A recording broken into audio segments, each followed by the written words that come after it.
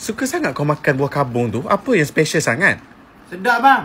Saya suka buah kabung yang tu, yang pandan tu. Aha. Lepas tu kan ada order lagi. Aha. Yang jagung pula sedap gila. Dia ada keladi, jagung dengan original, pandan, sirap. Oh.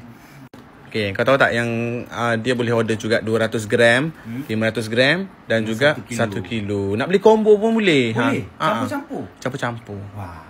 Okay, nak tengok isi dia. Besar-besar. Isi dia macam isi rambutan tapi tak ada biji. Favorite betul. Alright, ni yang perisa keladi punya. Belum buka lagi tu. Nanti bawa balik makan, letak dalam peti dulu. Letak dalam peti dulu biar sejuk. Baru boleh makan dik. Sedap. Sedap. Buah kabung ni dulu, kalau yang original tu tak ada flavor tu, orang letak dalam ABC, air batu campur. Sekarang ni boleh ratah macam gini je banyak-banyak. Oh, letak kat beg kuning. Dekat beg kuning lah beli.